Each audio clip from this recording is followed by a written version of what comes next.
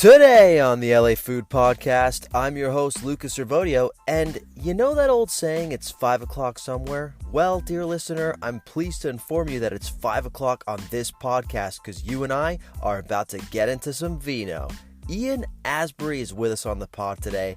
Ian is the co-founder of Good Clean Fund, an absolutely bitchin' natural wine shop and bar in downtown LA. Natural wine has been on the rise for a minute now, but a lot of folks are still skeptical. How is it made? Is it real wine? Is it even any good? These are all questions we get into with Ian, whose passion for the form is, frankly, contagious. We also talk about his journey from dining at Olive Gardens in Beaverton, Oregon, to becoming a widely respected food and wine entrepreneur in our city of angels. But first, Father Saul joins us to break down Michelin's California Guide, which was released earlier this week. Once again, Los Angeles was low-key snubbed, losing 2 stars and gaining only 1. We talk about what this says about LA, what this says about Michelin, and whether you, as an eater, should even care. We also spend a little bit of time talking about the LA Times' recent coverage of Mexico City. Daniel Hernandez published a nice little 3-piece set on the changing face of the city and how to best enjoy it as a traveling Angeleno. So what are you waiting for, dear listener? Get out a wine glass and grab the corkscrew, and without further ado, let's chow down.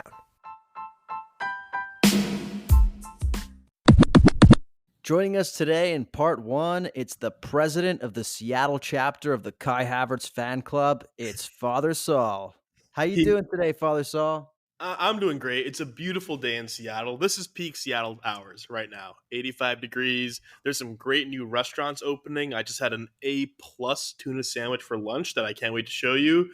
And hovering over it all is the fact that my favorite soccer team, Arsenal, signed this piece of trash Kai Havertz from your favorite soccer team. And I'll have to deal with that for the next, 8 months. But aside from that, things are great. Drowning your sorrows in tuna sounds like the right approach. What makes a good tuna sandwich in your eyes? Well, obviously the quality and flavors of the salad and the particular alchemy and recipe used to put together the base, but also the 2 other keys, which are key for most other sandwiches, but bread, I think, is really critical.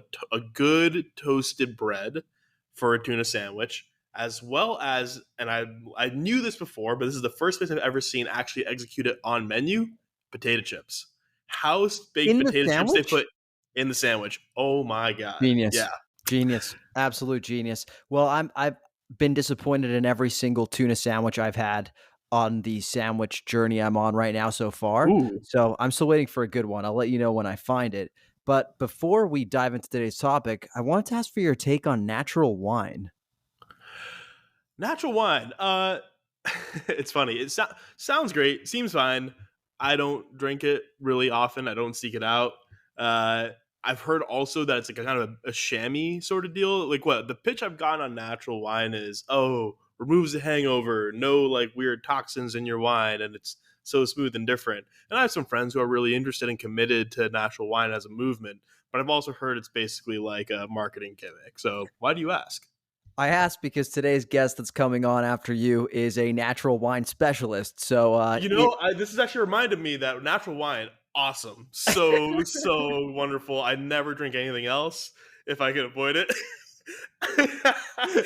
You could have given me a heads up. No, this is exactly why we had you on, because you are basically the litmus test for what our listeners are like too. And there may be our listeners out there that feel the same way about natural wine. And, our guest today, Ian Asbury, the co-owner, partner, I believe, of Good Clean Fun Wines downtown, his job is going to be to convince everybody to give it a shot. And let me tell you, I think he's going to be able to. So, yeah, no shade. I'm looking forward to Ian's pitch. I feel like I might be on the grumpier end of the spectrum than most of our listeners. I might be more cynical, so I'll give our listeners that credit. I feel like natural wine is nice and popular, and I look forward to Ian answering some hard-hitting questions that I assume you will now ask.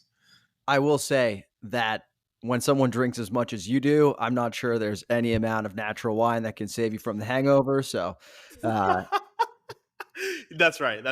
Really, I'm just doing it wrong. That could be. Yeah, I think you're the problem here, not the natural wine. Look, speaking of another problematic matter, The Michelin stars are upon us, Father Saul, and a new California guide has been released. That's why you're here. You're pretty much the LA Food Pod Awards correspondent. And there was a little bit of controversy. So let me give you a rundown of how things went down. Los Angeles has only been included in the Michelin Guide since like 2019. So already there's a bit of baggage between Los Angeles and the Michelin Guide. But since then, there have been stars awarded, and we have a few different 2-star restaurants. Those include Hayato, Melise, Inaka, Providence, and Sushi Ginza on Adara. And all of them maintained their stars in this particular round. And then we have a nice little list of 1-star restaurants. Those include 715, Camphor, Citron, Gucci Osteria, Gwen, et cetera, et cetera. The controversy this year is that LA was awarded only one new Michelin star, and it was detracted 2. Hatchet Hall lost its star, and Phoenakite also lost its star because it closed down, which seems fair. So all in all, LA netted out rather poorly. What do you think about this? Should LA people care? I think they shouldn't. I think they shouldn't care. This goes back to some of our earliest conversations on food awards, which is what are we actually awarding here? What's the criteria, right? And there's a weird relationship generally between Michelin and Los Angeles. I believe the former Michelin director stated that or just said out loud publicly that like LA people are not too interested in eating well, quote unquote, as a dismissal of the food scene in general, which is wild. And which, I mean, look, it's notable that they left the city for about a decade, like around or more possibly, and then only recently started getting stars. So there's a fundamental mismatch, I think, between the ethos and whatever criteria of the Michelin Guide and what LA has to offer now. It seems like so that could be one base thing. And I should say one thing I'm curious about is actually eating at the 2 Michelin starred restaurants in LA to see how they compare to my other eating experiences in LA. I'm just curious to see like what they're doing there. But Well, I mean, the short answer to your question is no. People shouldn't care. Fuck Michelin. well, it's funny because out of all these restaurants, in classic LA Food Pod fashion, we have not eaten at any of the 2 stars on this list. I did However, notice that. yes. Well, you know what? Look, we are the non-pretentious food podcast in Los Angeles, so we're of the people. We have, however, eaten at one of the 1-star restaurants. I've eaten at a couple, but I believe you and I ate at one together, and that is Shibumi. We ate there a New Year's Eve, probably 6 years ago or something like that, and I don't remember a ton about that meal. What do you remember? Oh, we ate fish sperm sacs. That's what I remember. Do you remember that? That's And the I was only like, thing. we were like, this is fish cum, and I was like, oh, I could totally tell it's fish cum. Don't love it. Hilarious for you two, as someone who's mortally afraid of the ocean, that was the thing that you ended up eating to kick off your new year. Totally, yeah. Getting facialed by cod on my dinner plate. Yeah, not Yeah, one of my most memorable meals. I did notice that they took that off the menu, dude. I was looking at the menu right now, and maybe seasons are at play, but also maybe people weren't enjoying the experience.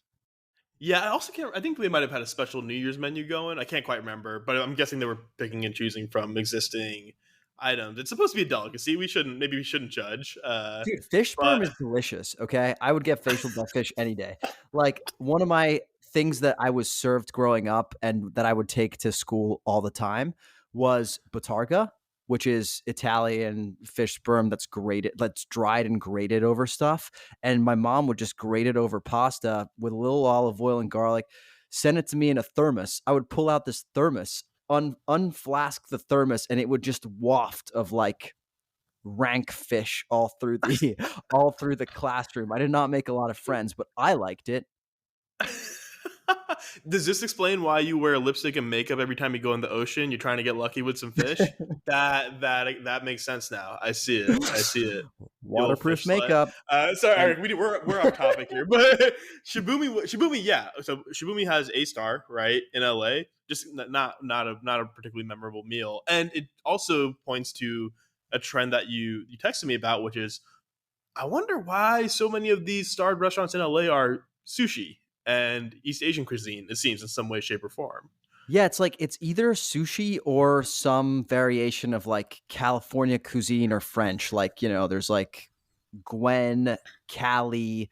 To me, it probably speaks to the fact that sushi lends itself to like the eating experience of sushi lends itself to what Michelin inspectors are probably looking for in terms of that like super buttoned up dining experience where everything is super precise and replicated the exact same every time. The quality of the ingredients obviously has to be like absolutely paramount in sushi because if it's not, it's very evident. But also, I do think LA is widely recognized as the best place to eat sushi outside of Japan. So it may just also be a testament to the fact that LA is kind of a mecca of sushi outside of Japan.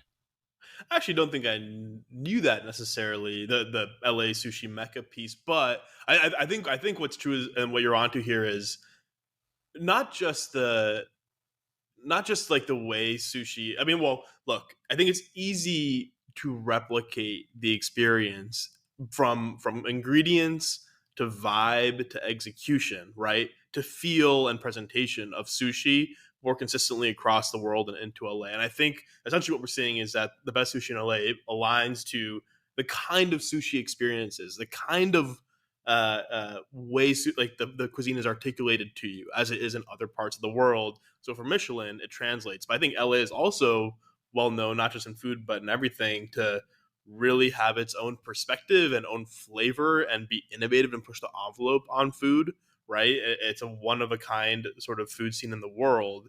And when you get beyond like, your typical fine dining French places and or high quality sushi, it really begins to take on LA cuisine takes on a voice of its own that Michelin, and I think a real shortcoming to itself, is unable to recognize and parse. And again, from our very early conversations on this podcast to the one we had just had on the world's 50 best restaurants list, it's the same thing over and over. Where when you look at Mm-hmm. these international guides in particular, they don't seem to know how to translate or evaluate American cuisine.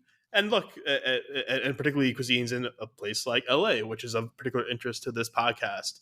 And so that is what it is, I guess. What if we've just all misinterpreted the Michelin guide and it's actually just for French people? Like it's literally just like a guide for French people leaving the country to be like, hey, here's how you're gonna feel most at home wherever you travel. Michelin just going everywhere and being like, "Why do you care about this? It's not for you. Why are Exactly. you reading this? We didn't make it for you." I know. We didn't even know we published it in the United States. Wait, Yeah. wait, you try for these? Okay, no.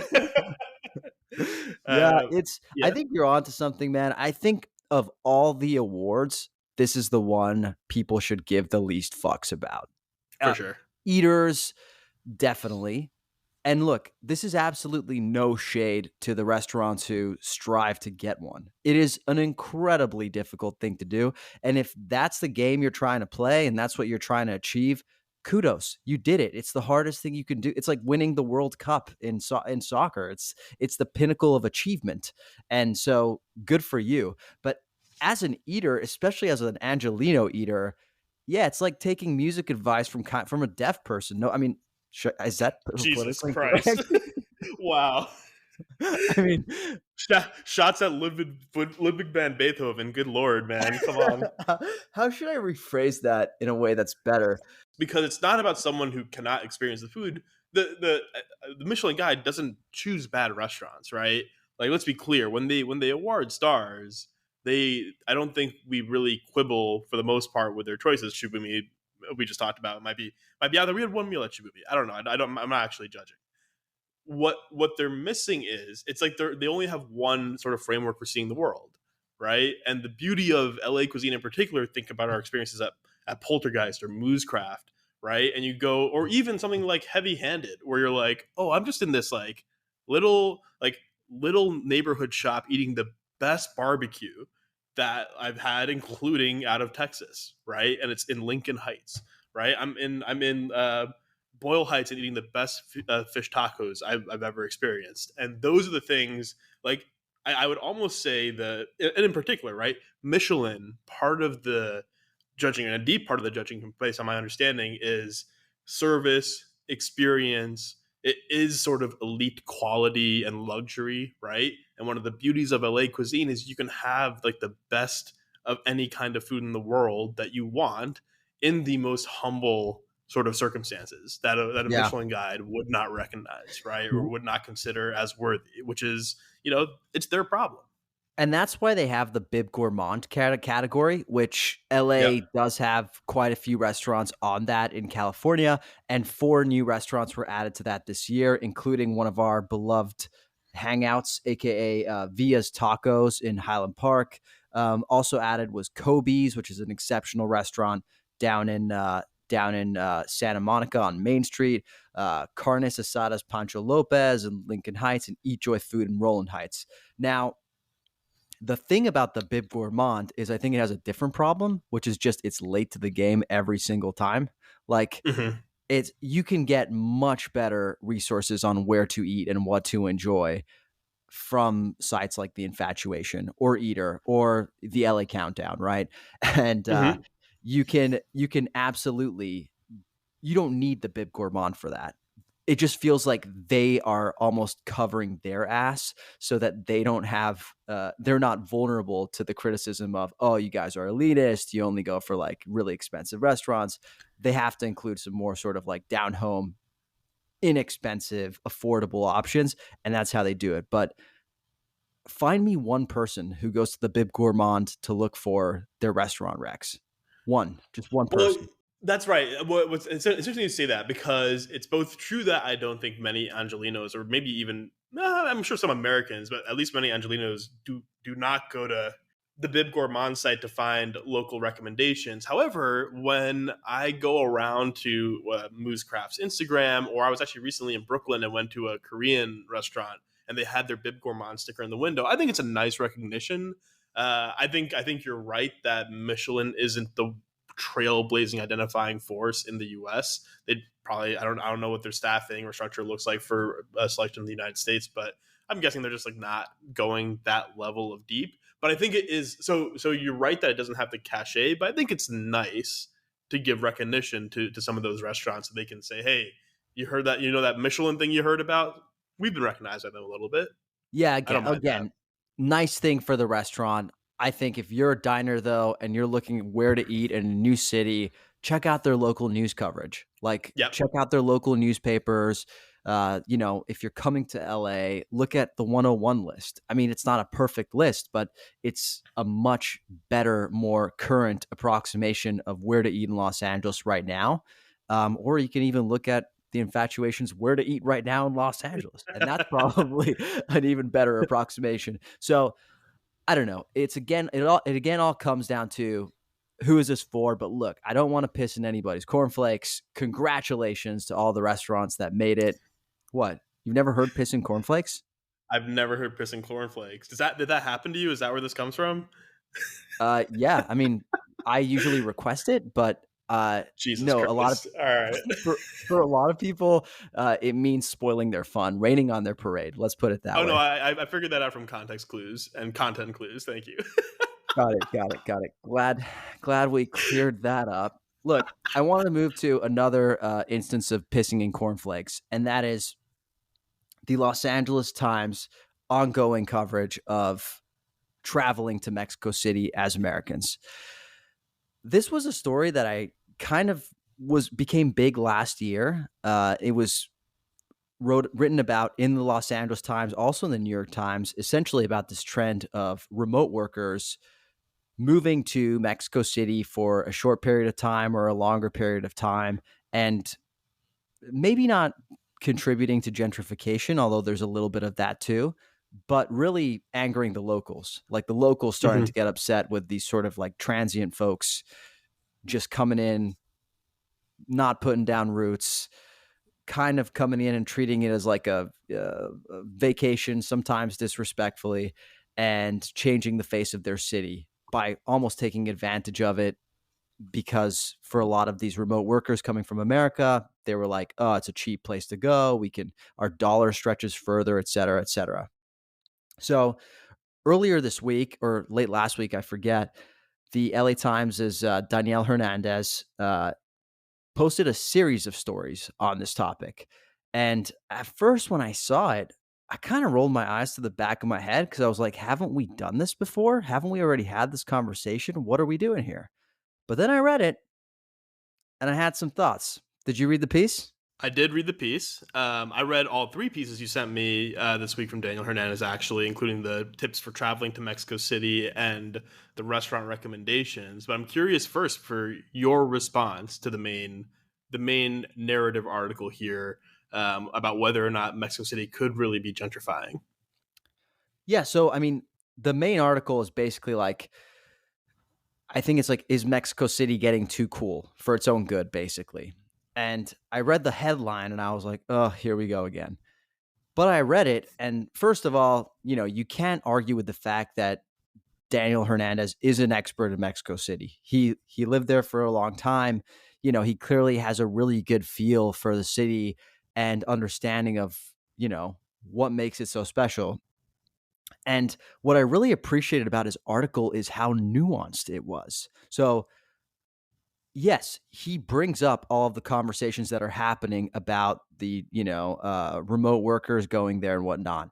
But he's also careful to not accuse them of like sort of carrying the load of like gentrification. In fact, something in the story says something to the effect of like, in a city as big as Mexico City, that's not really the issue here. Like, there's plenty of places for people to live. You're not really dealing with displacement. Also, the neighborhoods where these remote workers are going are not neighborhoods where you get displacement in the same way that you get when, folks move to like a Highland Park or a Lincoln Heights in Los Angeles, right? You're basically displacing what they call white Texicans, the like sort of like higher social status Mexicans who live in these more expensive neighborhoods. And if anything, those are the ones you're driving up prices for. And I thought that was a really nuanced look at a topic that I think has been treated as a pretty black and white thing in the past. That softened me as a reader, and I really appreciated the perspective he was coming at it from, which is just basically saying like, yeah, change happens in a city. And he's come to terms with the fact that more and more people are going there, that it's changing as well. And he felt it was the right time to sort of share his perspective of Mexico City as well. And honestly, I felt like it was great writing. I felt like it was a very generous piece in that sense. It was very personal. I have my own personal beef with the LA Times, which maybe I'll talk about at some point on this podcast, but not today. And I really enjoyed it. I really enjoyed the piece, and it surprised me. Yeah, no, I mainly agree here. I was smiling to myself when you were like, "Ugh, another one of these." Which, come on, it's always good to know or have a conversation about what you know, yuppie millennial travel, how it's impacting other places. I'm always down for an article like that. So I was happy when you sent this over, and you're right. I was surprised by kind of the nuance here that Daniel pointed out, and even one of my favorite points was kind of almost taking shots at the folks who had not taking shots at the folks who had started the conversation specifically about travelers and remote workers gentrifying Mexico City, but a little bit like, this city is huge. You think we could transform it? Like you think we're barely a drop in the bucket. Really, we don't leave like 3 central neighborhoods. The city is a monster, right? And so I appreciated that like check on like both. Like there's a check on. I think it's more a conversation of like how Americans travel and like how we comport ourselves and conduct ourselves. And yeah, I think it is interesting when a non-tourist city, and he makes an interesting distinction between like Cancun and Mexico City, right? A non-tourist city that's not built for your every pleasure, right? It's just a city where people live. And what does that mean for how we go live there? But I think he drew a really clear line where it's like, look, yes, this is having impacts. Sure, it's having probably less of an overall impact on this ever evolving massive city than you might think. And here are some good tips to be aware of. And if you want to go, here's what you should check out. And here's why like there's so much more to explore than just Condesa and Roma, right? So Yeah. I know I like this piece in particular. I like the timing of it coming back around to this conversation and giving it a little, especially after he'd gone back to where he used to live in the city, right, and explored it to like check on the reality, both like the legitimacy and maybe areas where and non-legitimacy of the arguments that remote workers were impacting Mexico City. I personally, by the way, like I think you can feel it. We were first into Mexico City.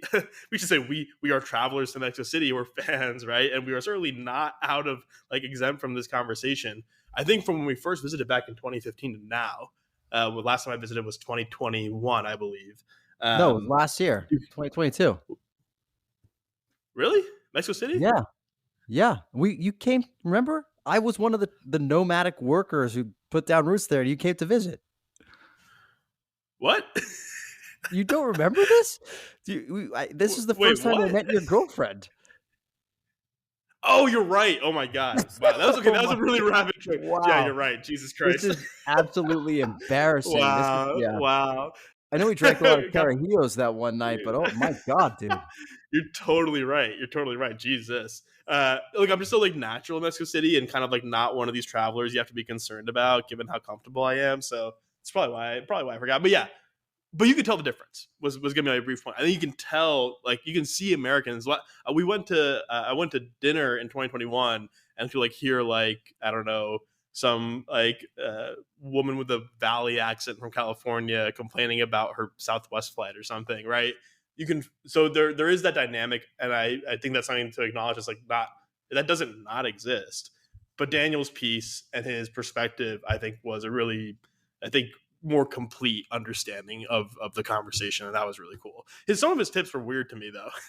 Traveling to Mexico tips, like what? Some of them I just like. So there was one where it was like, hey, yeah, every time you get up at dinner, say say buen provecho or provecho to someone nearby who is still eating, which means bon appetit. And I don't remember that happening either to me or around me or or recommended by anyone. But I'm glad he does. He knows better. I'm sure people do that, but I don't know. I think that's one of those like that's like an advanced move. Like if you're advanced, then you can do that, and they'll be like, "Oh, damn, Gringo knows what's up." And I also appreciated the like. I felt really bad because he's like, he talks about tipping, and he's like, tipping is often not included or something like that, and you have to specify when you're paying that you say con el 15, which is like with the 15, right? With the 15%. And you have to say that before they charge it, because otherwise they don't like give it back to you to like sign something and you can add the tip. So I was just thinking back on all the tips I forgot to give by not saying con el 15 before. I am, if I do say so myself, a generous tipper and cannot remember not seeing a tip option added in Mexico City. But maybe I'm wrong. At a Daniel knows restaurant. better. At a restaurant. Right. But I mean like at a coffee shop? Yeah, when you're grabbing a coffee or maybe like a sandwich at a counter or something like that. Gotcha. Okay, that could be fair. That could be fair. But yeah, the tips article was weird because it seemed to range from like, hey, very basic, any traveler know this, to very like advanced moves like buen provecho, to some that were like speaking to, it seemed like a Beverly Hills dad or something that was trying to plan a family trip and thought Mexico City was like the safe new Cancun or something like that. Yeah. So very wide ranging set of tips, but I'm sure all accurate. What did you think of the restaurant Rex? I mean, the thing with restaurants in Mexico City, and it's similar to almost a place like LA or New York, maybe even actually more so New York than LA, where you just throw a rock and something's going to be good, right? Yeah. So it's a cool list. It's cool to have Daniel's list. El Huiquito's on there. We fucking love El Huiquito and their pastor tacos. I like to see Nombre as inclusion because that was a place I really wanted to go, and I haven't had a chance yet. Never went. Like up high on my list of places to go there. And Bosforo, I think the tequila or mezcal bar associated with Sin Nombre. But otherwise, it's kind of like, yeah, cool list. It has some of the classic stuff. It has some new stuff. But you're in Mexico City. You're just like surrounded by good food so much that no list is going to be like comprehensive necessarily. Definitive. Yeah. I actually really appreciated the list. I mean, to your point, yeah, you can throw a rock and hit 15 different places. But I liked it because it was a good mix of like not touristy places, but the places that you always include in the list, especially for first timers. It's like, did you really go to Mexico City if you didn't at least try Puyol or El Khalifa or Huiquito? Yeah. You know, like those are kinds of, or El Moro, the churro place. Like you Yeah, kind of yeah. have to go to some of those places, whether they're the best or not. You have to, and I appreciate that he wasn't like above putting those places on his list. As Mhm. someone who lived there and knows like the actually good spots, right? But then he also included like, his favorite like local cantinas that were in his neighborhood, the like sort of like really more under the radar food halls and whatnot. And that's what Marketplaces, he puts a big emphasis on, which I think is really important as well. Yeah. that's why I really appreciated this entire series because it felt so personal, man. Like I feel like so many times when you see these lists, it's just people who have been assigned them by their editor to like go out and like, visit the 30 best places on somebody else's list and then refine that list further. And this one felt really personal by someone who actually knows what they're talking about. So I'm definitely excited to try some of this stuff next time we go. And you know what? Even willing to bury my beef with the LA Times for a little bit. I'll do my best to remember our next trip there. I fully thought you were messing with me. That was crazy. I am absolutely shocked. How powerful were those Carajillos, man? I know we had like 7 or 8, but damn.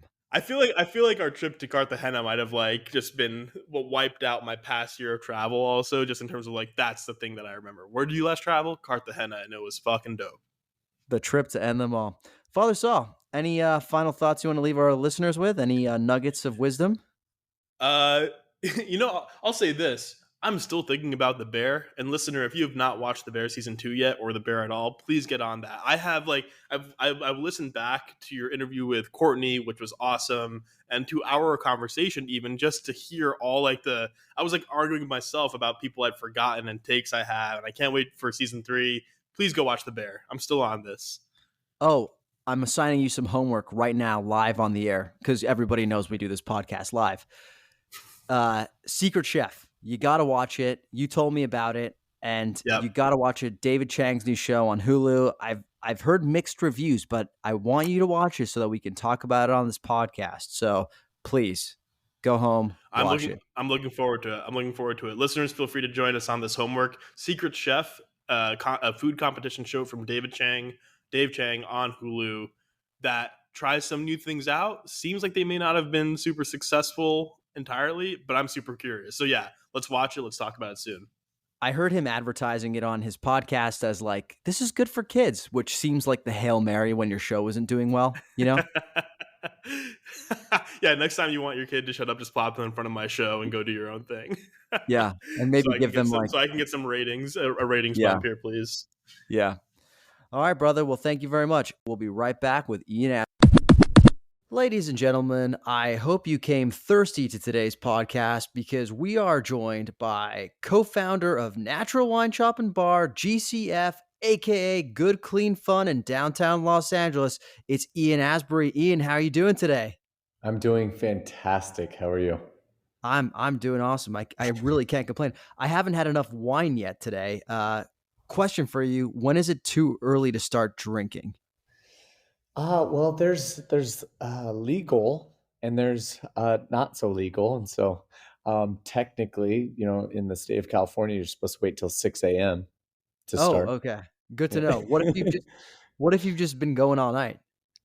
Yeah, I think you just kind of keep going, yeah, until Yeah. you just decide to kind of stop, whether that's voluntary or involuntary. Yeah. No, I like that. I like the way you think. What are your LA stomping grounds, Ian? Ooh, stomping grounds. To be honest, a lot lately is just kind of hikes, to be honest. Literal So stomping grounds. stomping away in the bushes and the trees. I live downtown, and so sometimes it's really nice to get out of downtown. What are your favorite hiking routes? Ooh, that's a great question. We've been just trying them all, but there was one that was in Altadena that was pretty rad. I saw 3 different deer. I saw a big ass snake. There's stuff happening. What do you do when you see a snake? I would run away. Personally, I'm not sure what you do. Oh, I'm the guy that gets closer and just amazed because I live downtown, so I don't get to see that very often. And so I don't know. I just stand and stare. Yeah, no, totally. I do that when I people watch sometimes, but it tends to scare people. Then Sure. again, you are someone who grew up in a place that was a little bit more green. You're from Oregon, is that right? Correct. Yeah, originally from Portland, Oregon. Grew up in Yeah. Beaverton, little suburb. Oh, nice. Is that where Nike is headquartered? That is, yes. And I did work for Nike in my early days. No way. So you weren't always a food and wine guy. No, no. What was your genesis? What called you into this crazy world? Dude, you know what's crazy is that so in my early 20s, I was throwing, parties and doing the whole, nightclub kind of thing. And you start kind of whining and dining, your friends or clients and stuff like that. And I started going to really nice restaurants. And then at that time, I'm like, wow, this is a lot different than when I grew up, right? With your um, cheesecake factories and your uh, PF Chang's and Olive Gardens, right? Yeah. And so I started kind of getting interested, and I was like, "This is kind of dope," like when you're dining at really nice places and just the feeling and the type of food. And then I got wind of the book Omnivore's Dilemma by Mhm. Michael Pollan, and so I kind of wanted to start reading and expanding my horizon, my knowledge of things. And I read that book, and it completely changed everything for me. No way. What about it? I just didn't, I grew up in a suburb in Oregon. I didn't really know much about food and what it was and where it came from. And so through that book, I really got to understand where food came from and how and Mhm. the importance of it. And so through that, I just, boom, mine got blown after that. And I was like, wow, now I understand why farmers markets and now I'm understanding of these things now. And yeah, I just got super obsessed. And your obsession started more recreationally, or did you switch professions right after reading the book? It was more personally because I didn't know Mhm. this was my early 20s, so I didn't really kind of figure out how to kind of maneuver in that world professionally. Um, but yeah, personally, I started going to farmers markets, eating a lot better, paying a lot more attention. And so you were still in Oregon at this point. At what point did you hear the clarion call to come to Los Angeles, and what was that clarion call? So I was a managing partner of a bar in Portland, and within, I believe, about a year's time, we got fined by the fire marshal about 9 times. That's a lot. That's a lot. What were you Yeah. what was going on? Fireworks? So I had originally worked at bigger nightclubs, and during this period of time taking over this bar, it would only hold about 60 people. But you have 200 people outside, and I pretty much knew every single person. Um, I don't want them waiting right outside. It does me no any good. So basically, we would just kind of uh, overcrowd the space, and fire department got wind, and then they find us again, and we kept doing it again and again, and so at that time they basically said, if you guys don't stop, then we will have to shut you guys down. And so we kind of flipped the concept, and at that particular time I was kind of I knew I had to go to a big city. I think my personal time and profession was kind of done with Portland, and so LA, New York was in the cards, and decided I wanted to do the sun and go much closer. So LA. I think this was in my late 20s. Yeah. So at this point, you had already made the switch. Is it from Nike into the bar world? And you decided, I can't be doing this here in Portland anymore. I need something bigger, and Los Angeles is the right one. Am I on track with the timeline? Totally. And this is in my 20s, and my thought process was a lot different at the time, but I understood if I was going to open up a business internationally, Mhm. Los Angeles would have a much um, kind of bigger draw. Like you could go pretty much anywhere in the world right now, and you said Los Angeles, and everyone's like, "Ooh." Mhm. So that was a reason, actually, as silly as that sounds.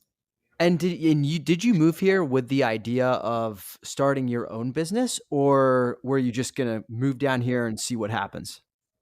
It was basically in combination. Mm. Yeah, like I knew that it was a little hard to be working for people when I had a certain kind of vision about things. But then at the same time, I knew that I'm coming into an already operating big city. I didn't matter. And so I kind of knew that I had to sort of kind of maneuver the waters to eventually do my own thing. So what did you do when you got here? I started working in a restaurant 10 days after I arrived. And then I wanted to do something on the side. I knew that night, nightlife was not going to be an option because I didn't know anyone at all. So I knew that farmers markets were actually kind of a big deal in LA. And I Hmm. started a food concept at the Brentwood Farmers Market. No way. Which one? It's called Cheese Us, and where we did hot cheese sandwiches. No way. Yeah, my now wife lived in Brentwood, and that was our farmers market of choice. So we walked by cheeses a million different times. Had no idea I was Crazy. talking to the business owner right here. How did you Yeah. get the idea for that? I was just researching what kind of prepared foods I think were kind of popular that could be easily executable, and I knew that pizza was really having a strong moment. And so when you think about, kind of grilled cheese sandwiches, gourmet version, it's essentially sort of a pizza sandwich. I have never thought about it like that, but now I will never be able to look at grilled cheese sandwich another way. Kind of crazy if you think about it. I mean, it's essentially just like a lot of maybe a more Italian style, but noodles, cheese, toppings. And that comes in sort of different forms. And so we took the sandwich form. That's amazing. So how long were you popping up there at the Brentwood Farmers Market? Yeah, that had to be, man, I assume maybe a year to 2 years. And the reason why I did it, because it was an easy way for me to start networking with people. Mhm. I have my own Smart. business. I'm here. Come check it out. Blah blah blah. So through that, I got to actually meet a lot of people, and then expanded to other farmers markets, and then we started out at Smorgasburg, where we are actually operating still today. Cheeses, you could still get a cheeses sandwich at Smorgasburg, huh? Totally. Uh huh. Uh-huh. That's amazing. So you own multiple businesses at this point. At what point and how did you catch the wine bug? Man, okay, so I knew I wanted to get now I've kind of built up a little network and I knew I wanted to get back into the alcohol side of things. Kind of a funny story, but I was, having a great time for 5 to 6 years. Tequila and mezcal were involved in that fun. We Nice. reached a yeah, we reached a point where it was a little aggressive, and I knew I had to kind of like slow the brakes on that. I was not drinking for a week. I went to Everson Royce Bar in the Arts Mhm. District and I had a mocktail. I was there for a friend's birthday and I immediately hated it. And I was just angry about this. And I was like, I'm never not drinking. So, how do I do it in the most responsible way? And so, as you can imagine, we're going down the beer and wine route because lower ABV. And then natural wine was kind of having a little moment here in LA. I tried some, had no idea. It was almost like back in the day when I was dining at these really nice restaurants in my early 20s, and my mind was like, dude, I had no idea. And so, natural wine, same thing. I was like, I drank shitty wine, in my 20s, $2 chucks to your just grocery store wine. So now Slap when the I had, bag. yes, slapped plenty of bags, slapped bottles, slapped it all. Um, and, once I tried some, I was like, boom, this is it. Wow, and, so I gotta ask because I remember when I first started dabbling in natural wines, it was with my wife, and she had heard that you get less aggressive hangovers with it, and that was a big draw for her. Yeah. Was that part of your attraction as well? Huge. It was crazy because in all of my 20s, I have never even experienced a hangover, even though I was drinking, pretty excessively. I was either fine or I was still drunk, to be completely honest, from the Yeah. previous night. So in my 30s, maybe I was like 32, 33. I got a really bad hangover that I've never experienced before. And it was really bad. And I was starting to kind of get them, and it's not very fun at all. And now I understand from my other friends who I would laugh at and be like, "What's wrong with you? Come on, let's go." I now understand that those hangovers are real and they can put you out for a while. Yeah. How bad are we talking here? Like can't see light, can't get out of bed or what? Yeah, I can't get out of bed for the day, and that's never happened to me, and so that was not fun. Yeah. And you're Yeah, like, how can I keep drinking but avoid the hangover? And exactly. what was the first natural wine you tried? Do you remember? I don't remember the exact, but what comes to mind, subject to change. They're in California. Alex is the winemaker, and then Beachy down in Tecate, Mexico. Hmm. Oh wow, that's amazing. And for people who don't know who are listening to this podcast, what are we talking about when we talk about natural wines? Yeah, I mean, there's a whole slew, but we'll keep it as easy as possible. It kind of comes down to two different things. One is everything that's done in the vineyard. It's at least organic. There's no spraying of chemicals, pesticides, herbicides, any of that. And then the winemaking side, they're using native yeast, and minimal intervention. Most of the time, I think a lot of people explain nothing added, nothing subtracted. But some people do add a little sulfur at bottling to help kind of preserve the product, especially if it's in big boats coming from Italy and France. And we got to make sure that the wine is stable and doesn't kind of get too funky, too weird. Let's say that somebody is producing a bottle of wine that has existed for hundreds and hundreds of years that people maybe don't think of as a natural wine, right? Let's say it's just a Cabernet Sauvignon or something, right? Sure. But they produce it organically, sustainably, and whatnot. Are they allowed to call it natural wine? Okay, technically, they can, because there is no proper, like, right, for example, if you officially want to put organic, there's a certification, there's different levels, right? Whether Mhm. that's just organic or you have to actually say 100% organic. There's processes for that. There's not a process for natural wine, but the good thing is that there's enough information out there, whether that's from winemakers, wine reps, that are either helping you clarify who is doing actual natural wine and maybe exposing the people that are not. Interesting. Yeah. It was do you think that we'll ever get to a place where there will be like a natural wine designation the same way that we have organic and, other sort of labels for food?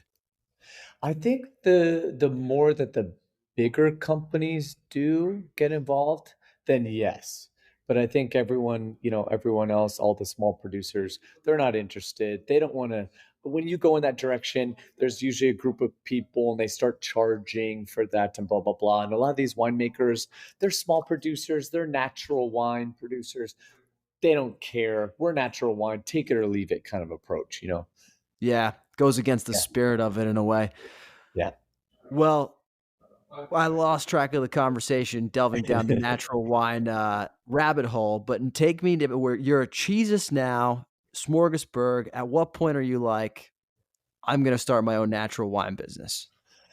Yeah, this happened in 2019. I was like, all right, I want to get back into the alcohol side of things. But how do I do this and how do I do it? I don't have a proof of concept yet. So how do I do this a little bit less risky? And so, obviously in Paris, and there was a teeny trend happening, right? There was in New York, a couple different areas in America where these coffee shops were serving wine at night. Mm. And so I was like, interesting. Okay, what if I was to partner up with a coffee shop? They are the infrastructure is already there. How do I partner up and then basically start growing the brand through there, with kind of less money, right? And we start kind of testing the proof of concept. Um, and yeah, that's kind of the beginning. So I approached a really cool coffee shop located in downtown LA called Cotting City Coffee. I literally Mhm.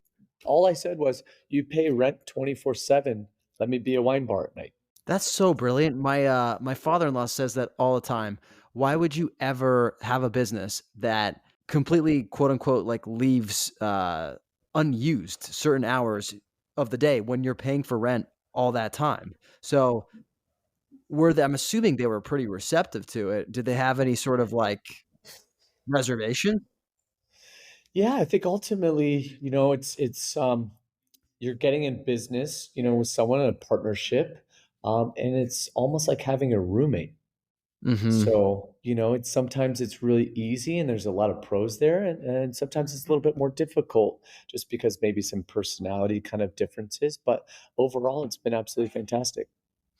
Yeah, they had to see if you're the kind of roommate that takes out the trash, if you do the dishes, that all that stuff. Yeah, exactly. Here's kind of a young man approaching, and I've never done a wine bar, and it was kind of a little risk for them as well, to let us kind of try this out in their space, and I thank them obviously, so much for allowing us to do that.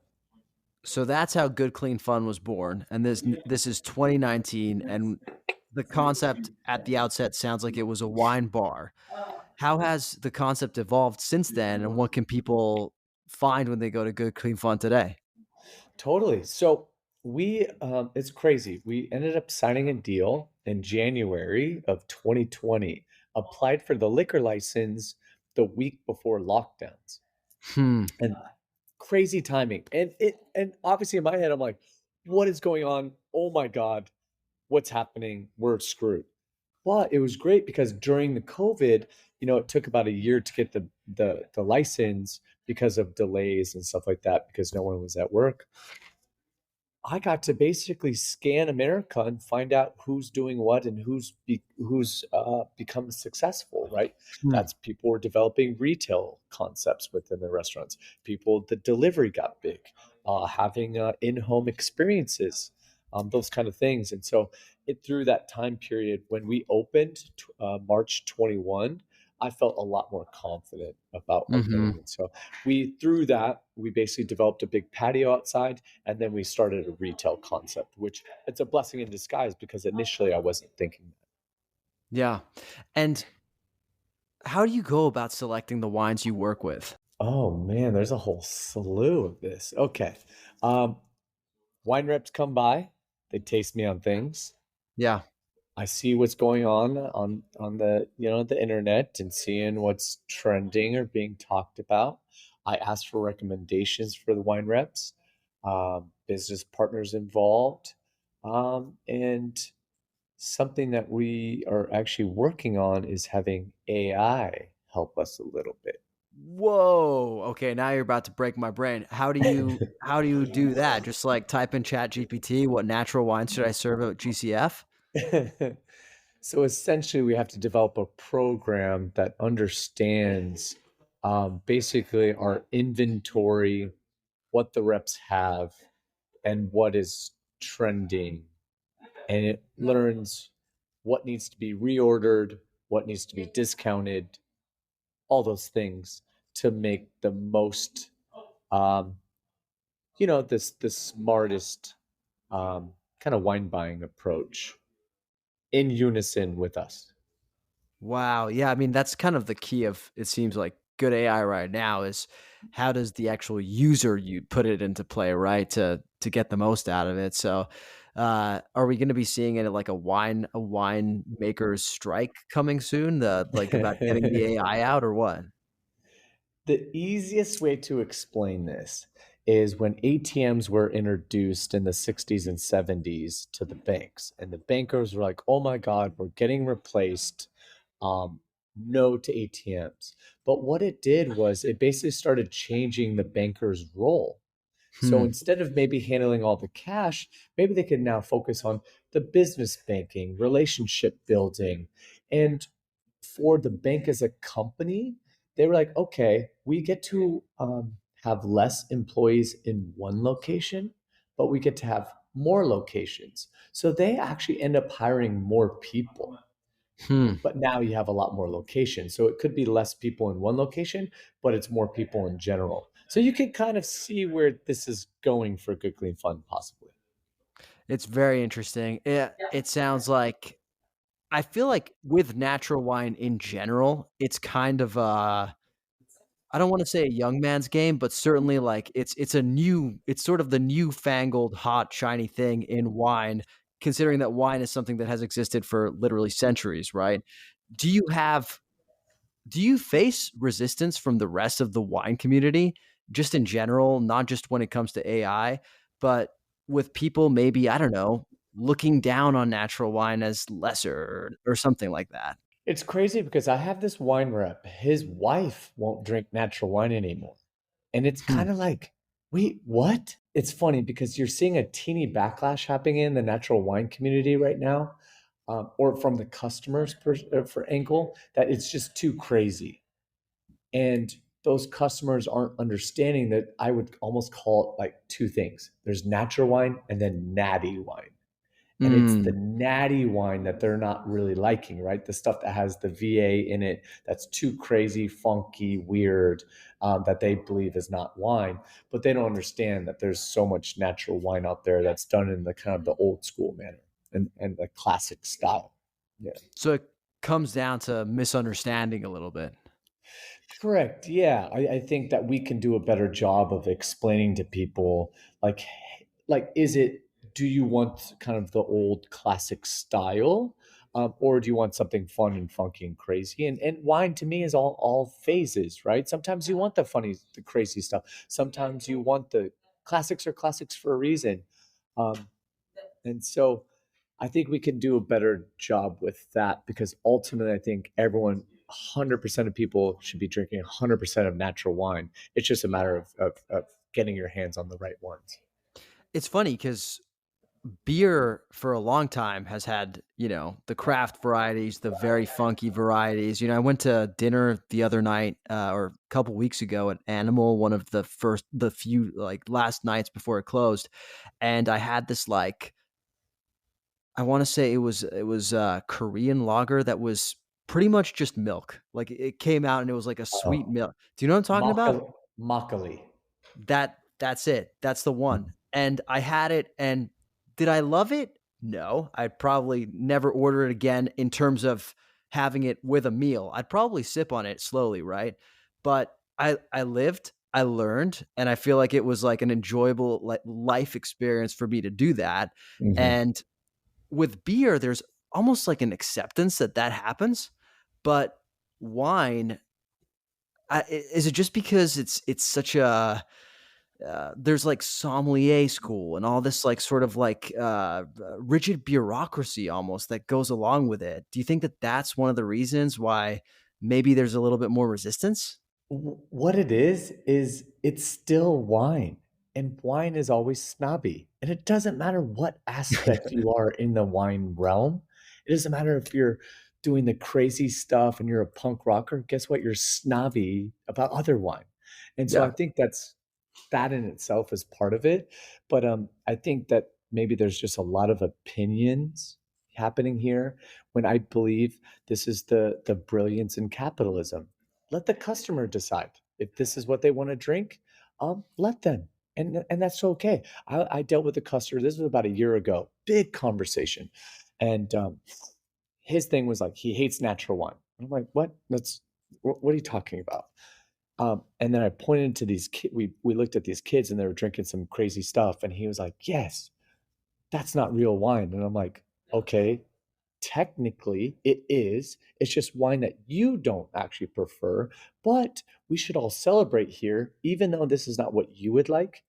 It's great that they're actually drinking natural wine and not conventional wine and 2 buck chucks and those kind of things. And so, sure, the wine can have a little flaw in your opinion, but it's still so much better than a lot of these kind of grocery store wines out there, you know? Yeah, totally. So for folks who maybe haven't been introduced to the natural wine world before, but are interested in getting into it, what would you recommend they start with? I think they go to a natural wine shop that has a fairly large selection and broad selection. This is kind of what we pride ourselves in.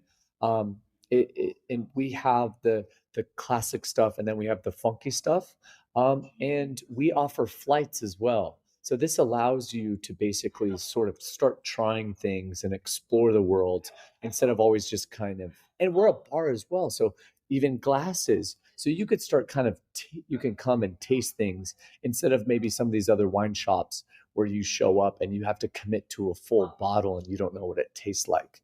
And so I think hopefully, the model from not just us, but other people in general will start being more of those shops and bars, or even those shops that they're having tastings fairly often. Go to a wine shop during a tasting, and you'll start trying some stuff out. And even if it's something that you don't like, at least you get to sort of cross things off. You're like, okay, I tried that, whether that's a particular grape or a particular winemaker, and you're like, yes, I'm going to remember this. I'm going to buy this.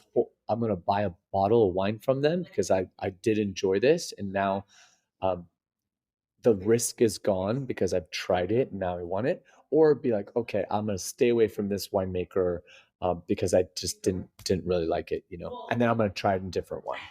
Yeah, it's trial and error. Like me with the Korean lager. What did you call it again? Makgeolli.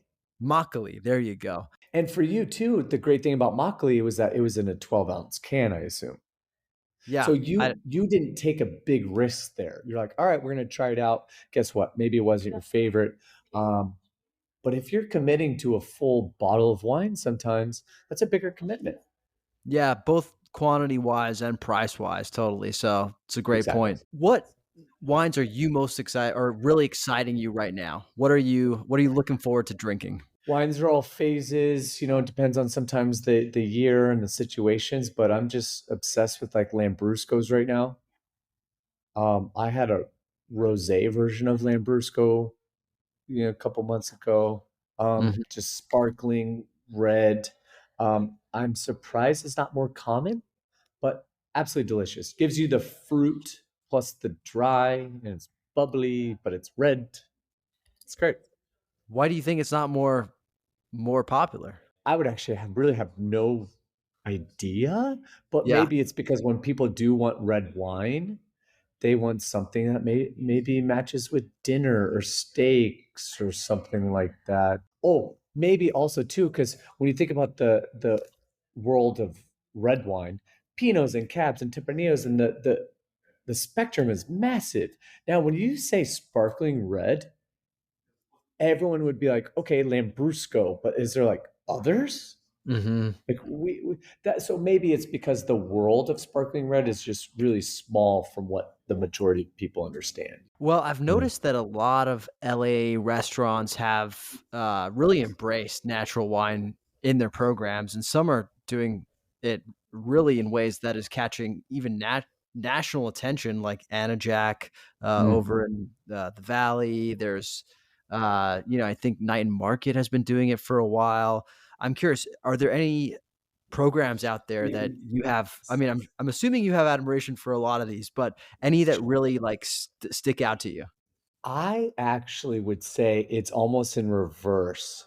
That I'm kind of surprised that some people aren't diving more into it. It's kind of Interesting. surprising. Yeah. There's kind of some really dope restaurants out there. And if you take a look at their list, there's like nothing natural, which kind of is mind blowing to me. But that's because I believe that those wine buyers or sommeliers that could be buying um, think that natural wine is too weird and too funky. And they themselves maybe haven't explored too much of that world. But I'll give it up, dude. Spago has natural wine. Wally's has started carrying some natural wine. So maybe those are like the two kind of names that we all know that I'm like, yes, that is awesome. Those are some like old school stalwarts too. So for them to Exactly. do it, it's like, why can't some of the newer, high profile restaurants do it? Exactly. Yeah. Ultimately, there, it's about the person and who's buying. And there's going to be a lot of bias there. This is why we are sort of having developing an AI to help, because that can help maybe take away a teeny bit of human bias that could actually be really affecting a restaurant um, in a bad way sometimes. And so, in this way, I assume that Spago, Wally's, they have some fresh blood in there, and they are super excited about natural wine, and they understand that conventional wine does really well for their customers, but they just really want to sneak it in to try to get maybe some of that the new money, the kids, that have the incomes for Spago and like Post Malone, for example. He goes to Wally's, and guess what? He drinks natural wine, and yeah, you got to cater Does to he your really? customers. I did Mhm. not know that. Wow, that's I'm surprised it's not blowing up all over TikTok then. Totally. I know Dua Lipa has done some TikToking of natural wine. Those Uh, are that's a pretty good lineup right there already. So you don't need totally. much more than that. So Good Clean Fun also has food, is that right? Correct. Yeah. We in the recent months we've had to kind of tone down some of our cooking, but we have like a nice menu of everything from citrus marinated olives with chilies and rosemary, bread and Mm. butter. We have a nice little Caesar salad that has a little kind of kick to it. Tomato and fruit salad with burrata and spicy honey, I think is really cool. And then our one thing that we're really just launched it last night, which is so crazy, that is going to be our really bread and butter here, is baked ziti. Wait. Okay. So you're all the menu items. I was like, that makes sense. You're sipping on some wine, you're gonna have some olives, some bread, some cheese, and then you hit me with the baked ziti. Where did that come from? So, in the last 2 months, we've had to slow down some of our cooking because of certain restrictions. And we were kind of famed for pastas and pizza. And so the baked ziti was a dish that we are able to actually execute um, under the restrictions. And guess what? No one is doing it very well in the city. So we're going to make this our thing. I don't believe I've ever had a baked ziti out at a restaurant. And there's plenty of restaurants that you think could maybe do it, but it doesn't seem to be one of the dishes people gravitate to. However, I can see that being a massive hit because that whole you know, intersection between comfort food, nostalgia, but slightly elevated. I think you're onto something. I think baked ziti might be the next chicken parm or something like that. Dude, big time. And, we source, you know, very high quality ingredients.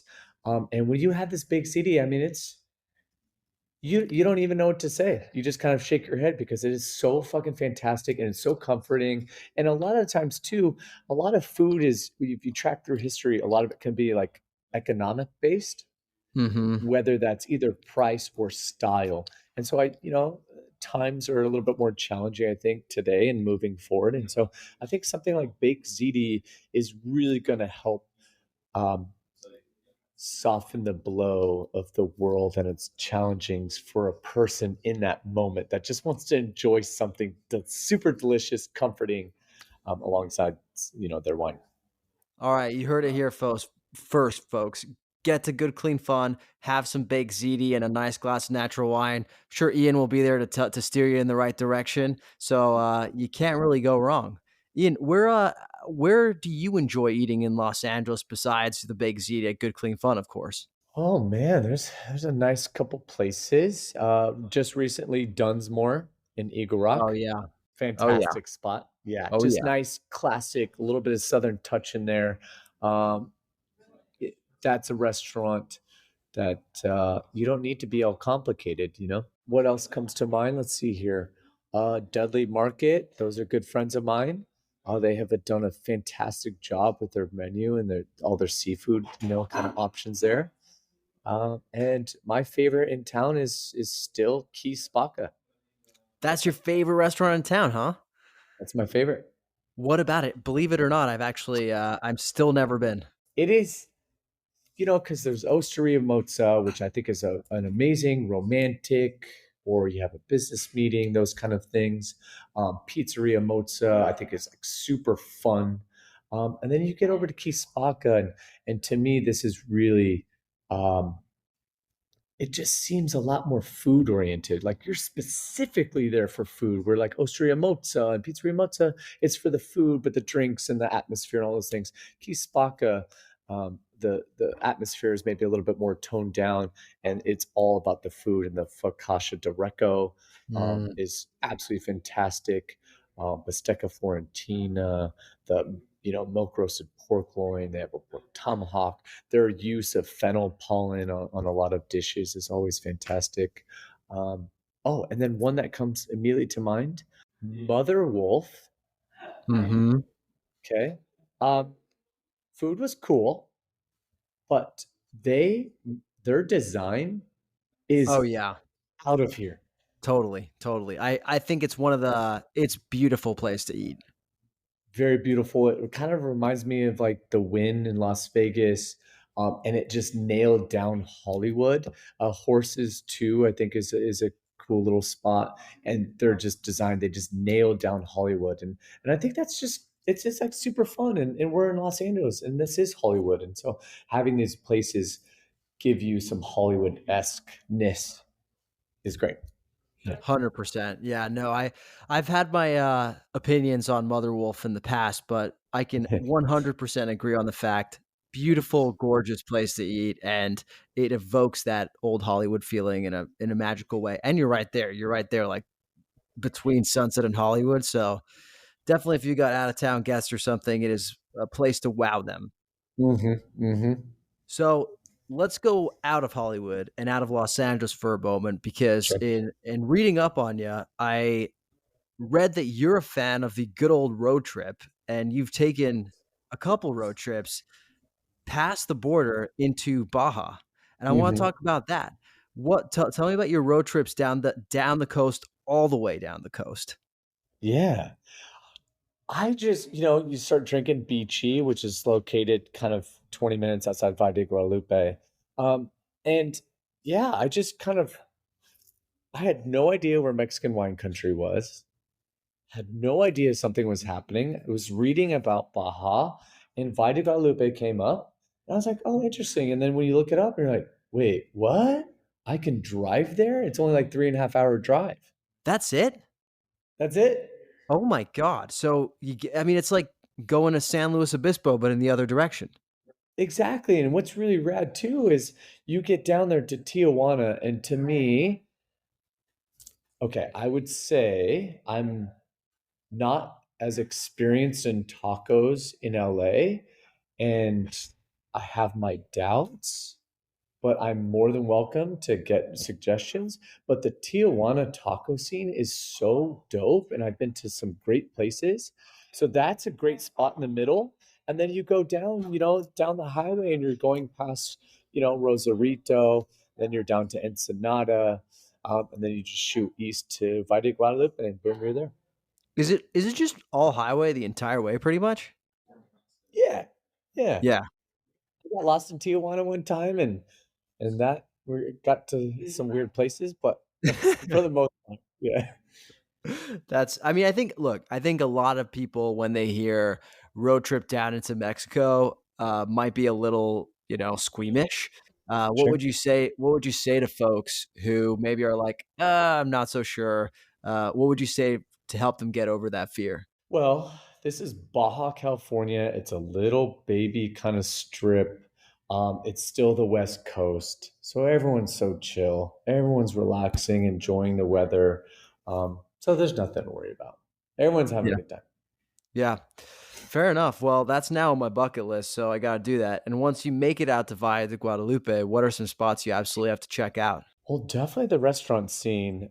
Fauna is definitely like a top restaurant that was completely just. I feel like I'm a little critical on restaurants. I was blown away Yeah, and you are. continue to. You just said LA's tacos are meh. So I think that counts as critical. And honestly, we're gonna have some listeners getting in the comments, I think. Oh man, I know. I'm scared. I'm scared. But all open ears. I'm ready to be change my mind. I'm so down. So Fountain was great. Deckman's, they do some outside cooking, which someone in LA is actually doing some outside cooking, and I've heard some similarities between them and Deckman's. Hmm. Um, let's see here. So those is restaurants, and then there's actually a new wine bar with music venue that just opened called Bloodlust. I haven't been yet, but it looks absolutely fantastic. They did a really great job on the place, and everything looks good. And then this year, Vina Cava started doing some natural wine. It's a really kind of awesome fun spot to check out. You can go over to Tecate, Beachy, go visit Noel, La Casa Vieja. His name is Humberto. He has his vineyard. Go check out. And he has ostriches too there. Wow. Have you seen an ostrich in person? I don't believe I have. I think I would see one and be like, "Is that a dinosaur? What am I looking at?" Dude, exactly. I saw it and I was like, this is so strange. You have these crazy big ass dinosaur legs, and then this bird sitting on these dinosaur legs. Really fascinating. Yeah. But That's it's nuts. funny because Humberto was making fun. Ostriches, they're actually one of the kind of the dumbest creatures on the planet. Their brain is really super small, and so they're not very bright. That's well, they're bright enough to live in Baja California, which is Very uh smart. sounds like a beautiful place. Well, I got a question for you because I was at a restaurant recently here in Highland Park, Amigo More, a fantastic restaurant Mm. actually. It's giving like bistro vibes, but their food is like Italian meets Mexican, but with absolutely no gimmick to it. And they only have wine and beer right now, but they had a wine special and they said, "This is champagne from Valle de Guadalupe." And all we were all like, wait, what? I thought champagne was only allowed to be called champagne if it was from the region of Champagne. Okay, so technically, for rules, it does have to be from Champagne. The only thing I can imagine what's happening here is a someone in Champagne went to Valle de Guadalupe and made a Champagne style sparkling wine. I see. Yeah. Technicalities, but that's yeah, got it. And I Interesting. guess if you wanted to, if this restaurant wants to in Highland Park, just put it in quotation marks and then be able to explain, like, hey, technically it's not champagne, but it's essentially champagne. We just can't call it champagne, but Yeah. yeah, That sounds like maybe what happened because the way it was pitched to us too was this was kind of a first for yeah. Valle de Guadalupe that it was, not something they'd done there before. So sounds like maybe your intuition is correct. Who knows? Just put everything in quotation marks. LA doesn't have good tacos. He did that in quotation marks, dear listener. No, Ian, seriously, I'm gonna have to take you on a taco crawl here, my man. Where have you been having tacos that suck? Maybe that's what I'm secretly wanting. Maybe I'm gonna talk, a little smack about the tacos. So I secretly want someone to take me on a crawl. Maybe that's honestly what it is. You've come to the right place. I now will not be able to sleep until I've taken you on a taco crawl. And if you want to pack a couple of bottles of natural wine along the way, I won't say no. Perfect. Ian, where can people find you? Where can people find good, clean fun? And do you have any upcoming events or anything that people should know about? Yeah. So we're located in downtown at 868 South Olive Street. We're basically a block away from Whole Foods. We're open 7 days a week. We start drinks at noon. Food starts at 3, and then we kind of end around 11ish at night. Tomorrow is actually my co-founder's birthday, so we're doing a nice little party for that. Last night we hosted a winemaker, a local guy, Anish. He had 3 of his wines. But we have a lot of stuff kind of coming up, and so if everyone just goes and follows us on Instagram at GCF Wines, they can kind of see what's all happening. But our programming is going to get a lot. We're filling up the calendar in these next couple months, so it's going to be a fun time. Sounds like it's going to be a hot GCF summer. Exactly. I said it, you didn't, so you don't have to be embarrassed. Ian, thanks so much for joining. We got to have you back sometime. Luca, thanks so much for having me. I can't wait for our next conversation. I feel like we could talk hours and hours and hours, and maybe next time, let's do it while drinking wine. Or while running. We didn't even get to talk about running. Oh, okay, very quickly. I've done 10 marathons, and every time I've read was that the previous night, you should actually, if you do drink, please continue to drink because there's nerves that happen the night before. And this is a great way to calm the nerves. Well, as you can imagine, I have partaked every single time more than I probably should. But that's, I guess, just me and how I operate. And yeah, so next marathon, we should actually go eat and drink prior, and we're going to feel amazing the next day. More power to you, dude. I don't think I've ever drank the night before a marathon, but maybe that's what I've been doing wrong all along. It would be great to split a bottle, but just be wary because someone like me is probably going to want to maybe like, let's just do one more bottle. I'm down. I am Yeah. down. Sounds like some good, clean fun to me. Ian, thank you so much.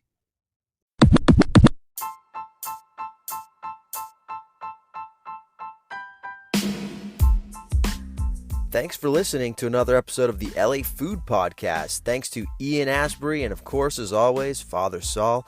If you like what you heard, please go to wherever you listen to podcasts, leave us a rating, a review, subscribe if you should be so inclined. And if you're looking for me, you can find me at the LA Countdown on Instagram, TikTok, and even Threads. That's TheLaCountdown. You can also find us at LA Food Pod on Instagram. That's LAFOODPOD. We'll be back next week with another episode.